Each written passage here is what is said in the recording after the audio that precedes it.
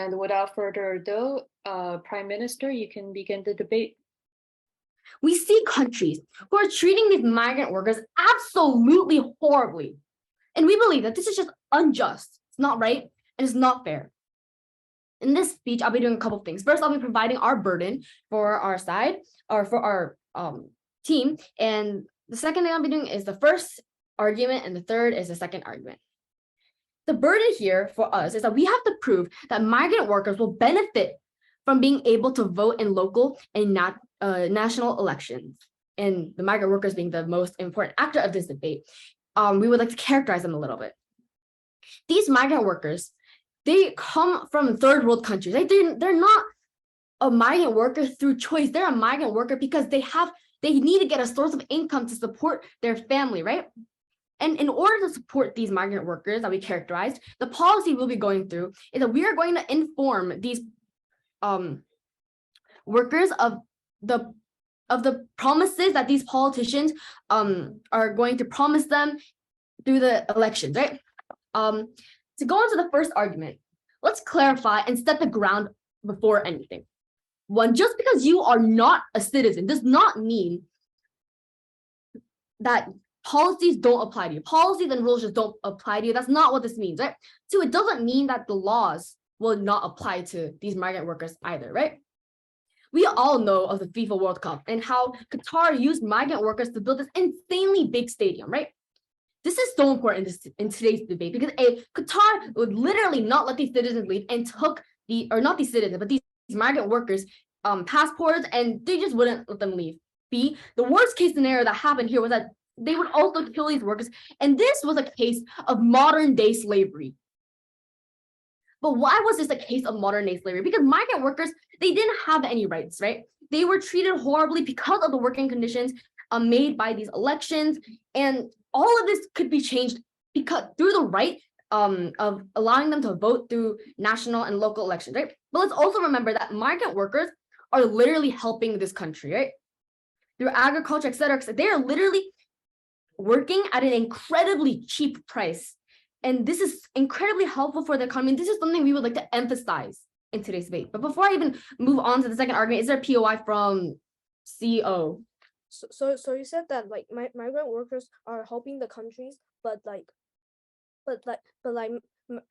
migrant workers like came for a choice to support their country. So they actually wanted to come here to give money to their families. So why do you say that? Listen to what we said before, how we characterize these migrant workers, right? Because we characterize these migrant workers as how they came to this country with no choice because they need to pay or they need a form of income to support their families. They don't choose to be a migrant worker. They would rather stay at home in their own country with their own families, right? Please listen to what we said before. Anyways, to the process of voting, this modern day slavery case would not be able to repeat, right? Through our policy,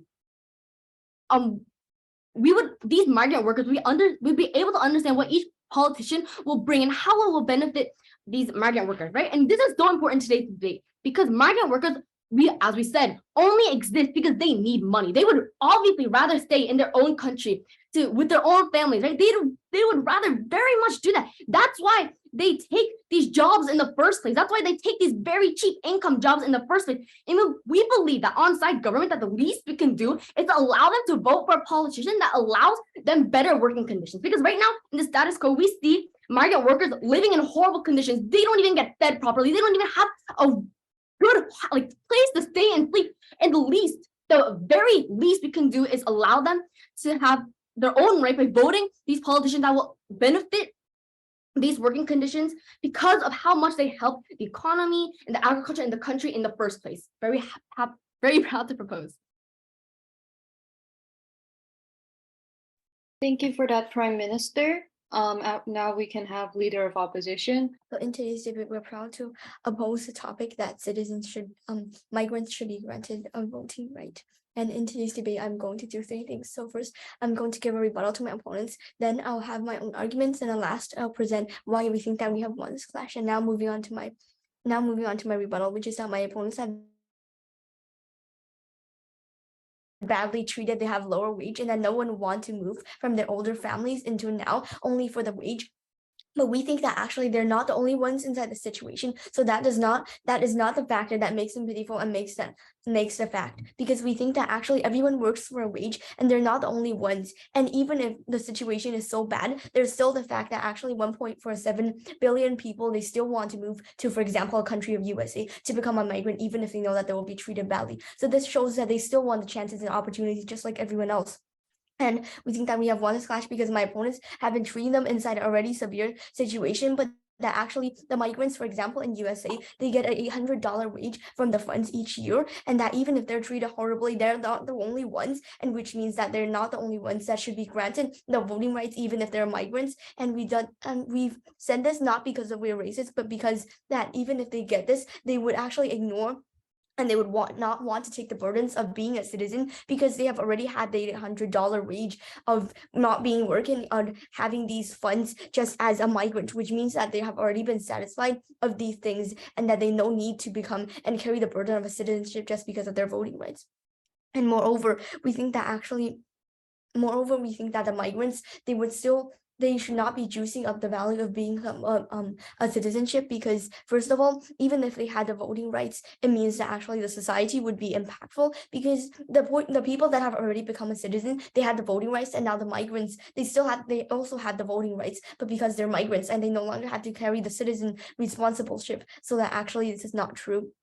And now moving on to my argument, which is that we believe that people should accept the duties of the citizenship, because it is not discriminating non-citizens if we're not allowing them to vote, but actually we're allowing the non-citizens to vote, would discourage them from seeking the citizenship and would not benefit the society as a whole. And being a citizen does not mean what you can take from it, but then actually because there's responsibilities that you must also take, and people should accept duties before voting, which means that the identity of a citizen is actually very meaningful, mostly because of his votings, and which thus means that if a migrant, it already has the voting rights just because it is a migrant, as there's so many migrants that also want to do this. We think that it is unfair for these migrants to be granted this choice, while the other side of the citizens who have the equal votes, they have been carrying the responsibilities while the migrants don't.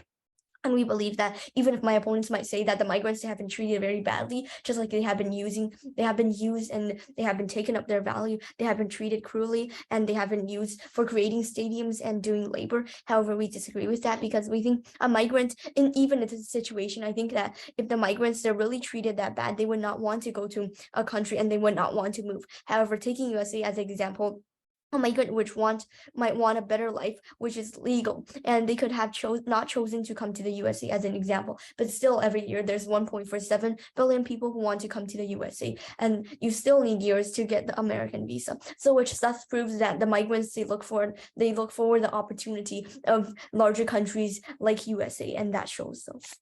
Now, moving on to why we think we have won this debate, because we believe that although election is what forms a part of a citizen's rights, there are benefits of USA citizenship, as my opponents might say, and however we disagree with that, because though they might say that remaining a migrant has its benefits too, we believe that we have won this debate and we have taken this clash, because on my opponent's side, they have been saying how the migrants are severely treated, Just a and moment. we disagree with that, because I think you need to invite Malaysia D for a POI. yes, can we have a POS on that? All right, so as you said in your rebuttal that these migrant workers also want fairness. So how are you on your side are going to provide fairness for them if not by implementing this motion? Taking USA as an example, even if these migrants, they stay in their homes or they stay in their habitats, they still have a fund and they also have different benefits, even if they're not at the side of a voter, or even if they don't have the right to vote. For example, they have an $800 fund from each month so that they could be suitable for a living. And this is what controls them. And so they would not want to take up the rights of a citizenship, because being a citizen means that you also have to have the responsibility. And they choose in order to have the major of the benefits of citizenship, which is to vote. And they could choose not to become a citizen so that they don't have to take the responsibility. And moreover, now moving on to my argument, which is that we think that we have won this clash because my opponents have been saying that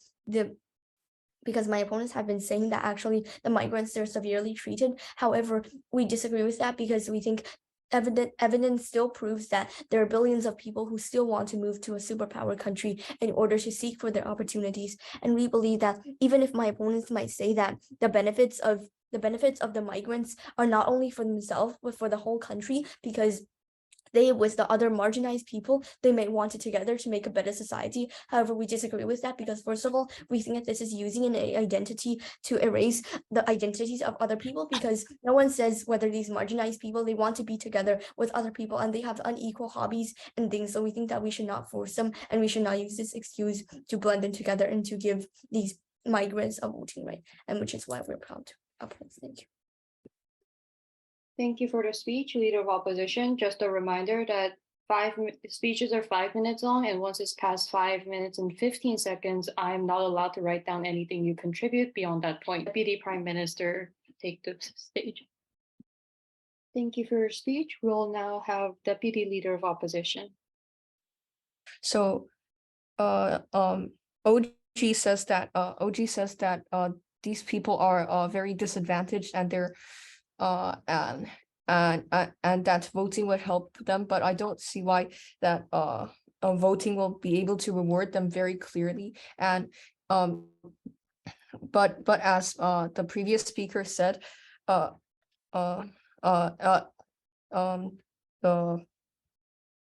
like voting will be but like they will be able to use the voting to be vote for the leaders that they want to, as and I think that will be not really good, because these people are less able to make a very informed decision for they may not be as well educated, and they're usually harder to get financial support for education, and they will vote for people who are popular as a result, and support like certain poor people's rights or things like that. And it may not have much of an effect, because even if they could vote, they would not sacrifice their time for voting or be able to like have their time for work for voting, because they think that working is more important and getting money has more benefit than actually getting into politics and things like that, because it gives more reward of money, and that's what they're after if they're a migrant worker. And as the previous speaker on our side proved, actually, if you give them the right of a citizen without giving them the responsibility of a citizen, it is not fair, even if they don't use it as often or certain things like that. And if this and if it's not implemented, the people will still receive money, and they won't be able to affect politics as much. But since their effect, even if it's implemented, is very small, it doesn't make very much of an influence. And if it's implemented, then there is no need to try to become a citizen in order to have these voting rights, and there's no wanting to have these responsibilities in order to receive the ability to get voting rights and a POI. Didn't we tell Malaysia D. Hello. So don't you think that, understand that even in our current status quo, not all of the citizens of that specific countries are actually voting. So what is the actual likelihood that you say that these migrant workers aren't actually going to go and vote? Because they are usually migrant workers for the economic benefit and not for changing the politics of another country. So they'll be more focused on working instead of voting for their voting for the leaders or things like that. And in the first place, they're not technically part of the country, because they do not have the citizenship and they do not have the responsibilities that come with it, because and that does not make them part of the country, even if they contribute economically to it, because they don't have the political responsibilities that come with it. And if you give it that, then it's not fair for the citizens, and the citizens will and the citizens who may also be poor and do not have the benefit of having like maybe do not have the benefit of having the income money will be worse off, and it will be not good for the migrants because they're unable to they're unable to have these responsibilities such as paying taxes and things like that, and these people are uh they will also vote for people who are popular, or and their choice may not actually be right for themselves even. For example, some of them may in America they may vote for like a leader who will not give them as much benefit as he promised, or different things like that. So and also it doesn't have a very much impact on the politics, because there's not a lot of these migrants, so they will not have such a big impact as normal citizens. Thank you. Thank you for your speech. We will now move on to the second half of the debate with government member taking the podium. As the opening have said repeatedly, migrants have a stake in our country. They contribute to our country's economy, they pay taxes, and they work for our companies. And they are subject to our laws, our regulations, and it would be, at any rate, it is principally unfair and undemocratic to deny them suffrage. Why? Democracy, it is created to give the underprivileged, the poor people rights, the right to determine their fate, the right to change their life. If there is no democracy, there will be a continuous domination of our society over our country by the rich and the privileged. Second, democracy will ensure that our nation is free, our nation is fair. And it would be very undemocratic, to deny a large portion of our society the right to self-determination, especially if they are minorities or vulnerable people such as migrant workers.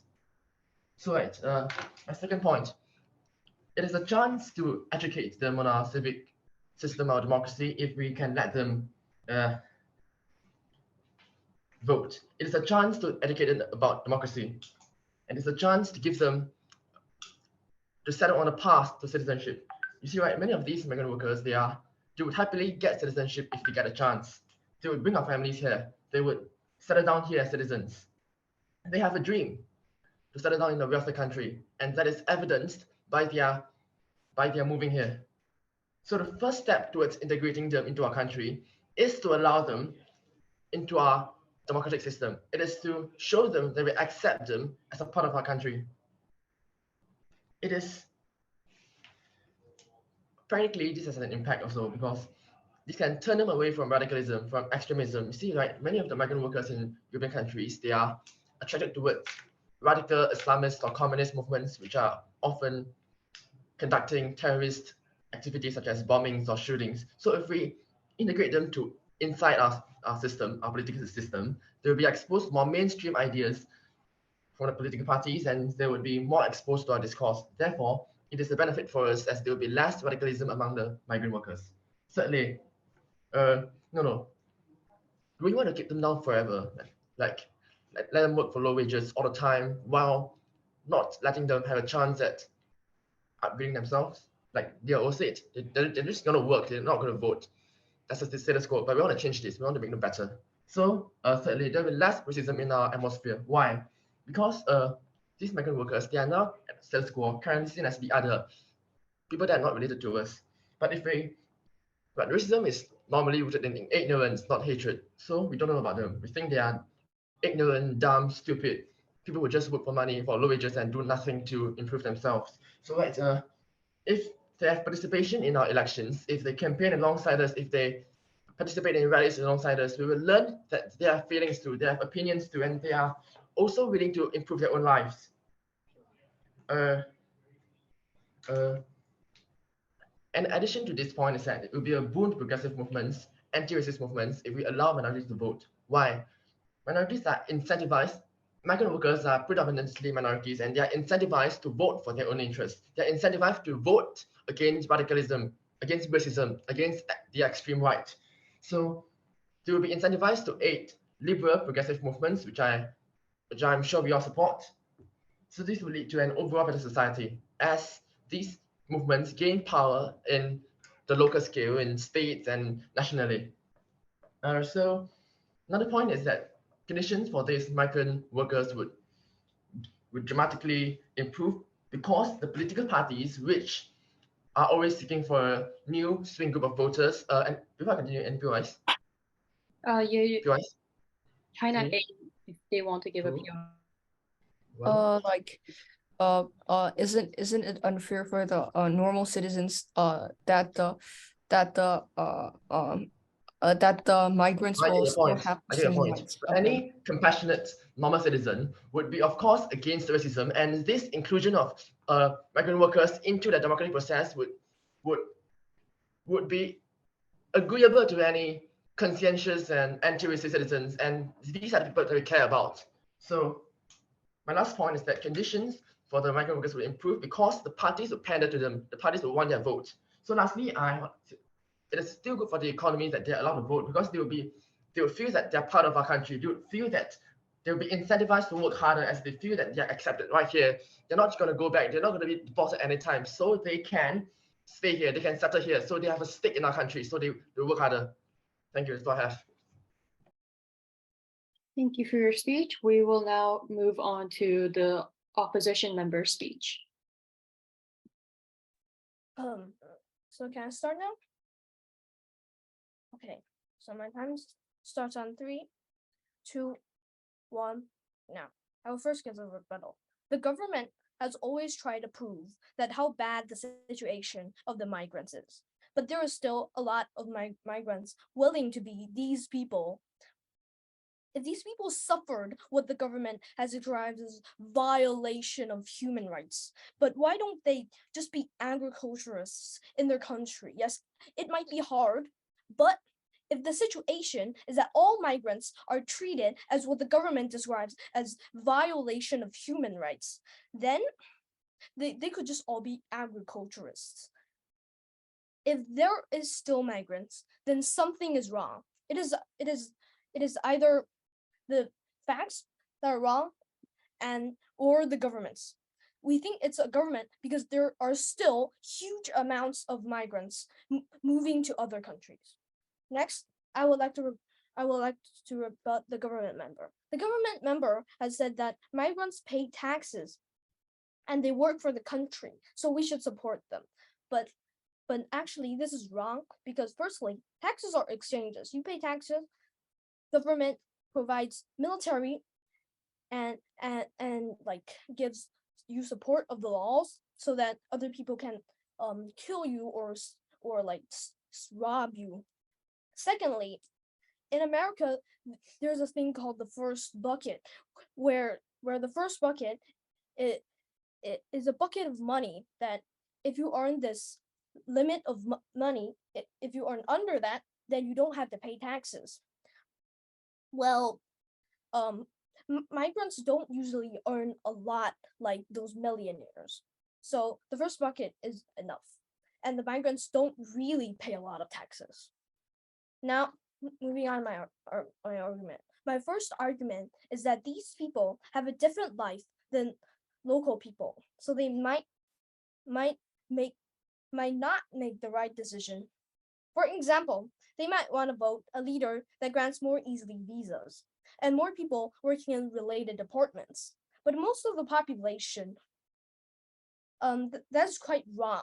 They can move this money to welfare and improve people's lives, including the migrants, instead of employing more people granting visas.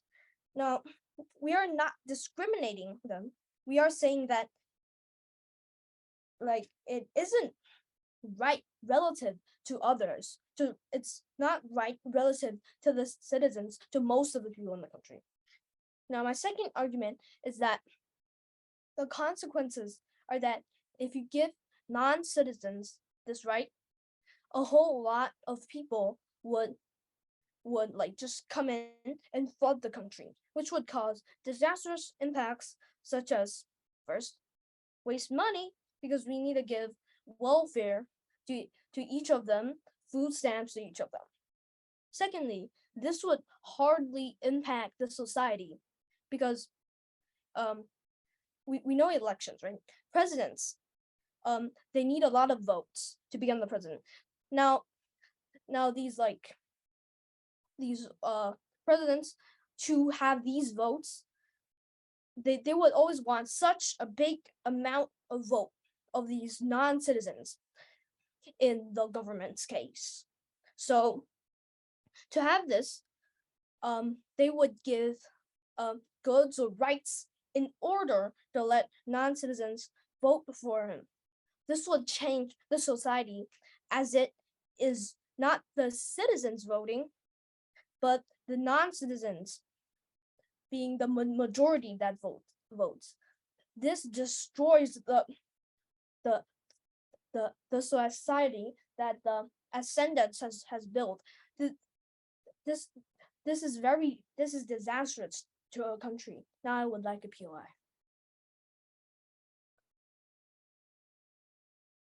That would be Korea C. Oh, sorry. Migrant workers are literally doing the jobs that citizens don't want to do. How do you respond to this? Well, migrant workers do a job in exchange for money. This is like trade. Well, like maybe citizens doesn't want to do this, but they might want to do other things more productive than the migrants, such as being politicians that improves the countries as a whole, so the migrants wouldn't suffer as much. Now, we strongly disagree the motion that this House would grant non-citizen migrant workers the right to vote in local and national elections. Thank you. Thank you, opposition member, for your speech. We'll now go to the whips, and government whip, please take the podium. Ladies and gentlemen, what I see side opposition is trying to say is deciding towards a discriminating and a racist society. Why do we say so? Because firstly, on our side, we kept on telling you on how by not letting these migrant workers to vote in these countries are simply discriminating. Why? Because we have told you on how these migrant workers are also taxpayers, are also the ones that are tied up with the laws and the policies in those countries and etc. So we don't see on how it is valid to say that it is simply not fair for them to have a say in choosing the world leaders, in choosing the policymakers, because they are also the ones that are going to be tied up by the policies, meaning that the policies are also going to be affecting them. Just because they are not a citizen, that doesn't mean that they don't have to follow the policies and etc. The policies are still something that they have to follow if they are basically living in that country.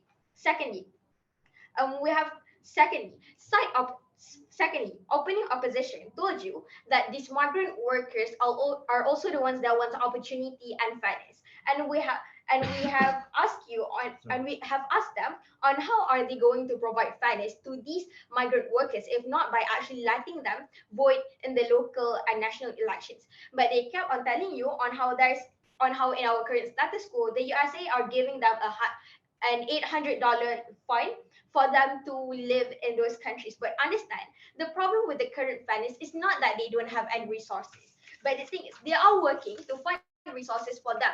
They are working economically to get money for themselves. But the thing is, the unfairness that occur in today's world is that they are following the policies. They have to follow the policies, but they are the one that can choose the policymakers. This is the reason on why we believe that they should be given a chance or an opportunity to vote, not by just providing resources to them.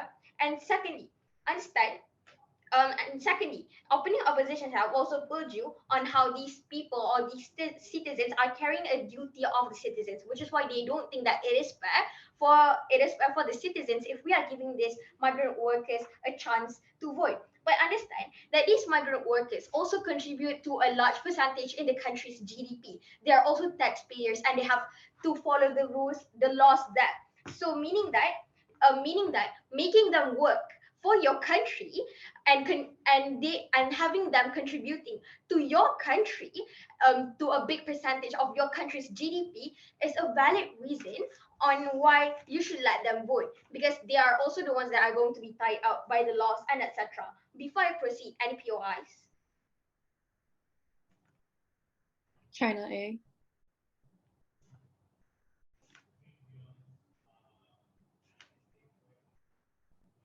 So why would you think that? Actually, we're saying that they would still follow the rights, so we still believe that it's not the right that they could actually juice away the value of being a citizenship and only take the right of voting without carrying the duty. I understand that on our side, the case on our side is that we are going to grant these migrant workers the chance to vote. Not that we are not taking back anything from the citizen. We are basically just giving these migrant workers more things to gain, and we are not taking back anything from the citizens, which is why I don't see why side opposition keeps on trying to tell us on how it is unfair for the citizens, which is why that I have proved to you their point is not valid. And secondly, understand that these migrant workers, they do have a choice whether to migrate to these countries or not. But understand that the choices that they have is firstly either to be homeless in their country or to earn money in other countries. And if you were in their shoes, what would you pick? Of course, to gain money, of course, to earn money to help your own family, which is why we see that these choices that they make are not by actual choice, but actually by force. Meaning that we don't see on how it is fair for your side to simply just discriminate them just because they are migrant workers and just because they are just migrant workers who come to your country and just because they don't have a citizenship. Next, and next, moving on to my clashes, which is firstly, on which side actually provides more fairness to the citizens and to the migrant workers. We believe that on our side, we have proved to you on why it is simply on why on our side we provide more fairness because we are not discriminating any sides and we are not taking back anything from the citizens, but we are making the citizens and migrant workers actually gaining more. And on how we have told you on how we are going to stop the vicious cycle of racism on our side, and we don't see side opposition actually catering to racism at all. And second, on which side actually has a better democracy. We believe that on our side, we have told you on how the reason on why a country is implementing democracy is because democracy is used to help underprivileged people, meaning that in the end of the day, the objective of implementing democracy is achieved on our side, comparing it to the narrative on their side, which is why I have never been prouder to propose. Thank you for your speech, Government Whip. And now we'll move on to the last speech from Opposition Whip. So firstly, I'll rebut the previous speakers. So the prime minister, the rebuttal for prime minister. So not every migrant don't want to not marry. Every migrant is forced or they don't want to go to that country to work. They might go to the country because in their own country there might be a war happening, and or they might just want to taste the food in that country or watch good things in that country, and their best friends might be in that country. There is a possibility that their main goal to come to this country might not be for work, so they might just have this work while they are doing these other goals. And I'll then rebut Deputy Prime Minister. So firstly, not all country will treat their migrants badly, and not all country will discriminate their migrants and be cruel to their migrants like Qatar. And it's true that there are some countries that are nice to their migrants and respect their rights, the rights of the migrants. And now I rebut the CG. So the second speaker said again about taxes. My partner has already told you that taxes is actually a fair trade. You pay taxes to the government will provide social services to you and your family back. So for example, if you like work in a country as a like non-citizen migrant, and you work really hardly, and for example, your child has a fever, and one day a robber robbed your house and your child died, even though the government cannot like help your child and save your child just when the robber robbed you, but actually the government can provide like like people to go after the robber and catch the robber. Actually, this actually is something that the government provides you. Like if you give them taxes, they'll not like just give you nothing. And then I'll like say why we win over OO. So because the first speaker did not explain deeply of why it is really helpful of how the non-citizens wants to become a citizen, and also she did not explain the duties of the non-citizens and citizen clearly, but we did so in the first speaker's speech, so we should also win over all. Now I'm going to support my partner's point. So my partner already said that giving non-citizen migrants the right to vote will not benefit anything, because first, they don't know much history and background information about the candidates in that country, which means that their vote might not be like based on the bad or goods of the candidates. It might just be like, for example, like they watched how their friends vote, so they like vote according to that. So their vote are not like it will not help the country to choose a really good president, because they might just because they don't know any knowledges about those candidates. The second point of my partner is also strong, because if the country gave the chance for migrants to vote, so many people will just flood in this country, and and it will just be like an overpopulation, because the op might say that these migrants are workers, so they are actually beneficial to the country because they work for the country, but too many of them will like if too many of the workers come to this country, it will overcome the ability of the country to support their economic. Yes. You need to give Korea C a chance to POI. Okay. So, Our policy states that these migrant workers are allowed and are supposed to learn about the language and the history. How do you respond to this?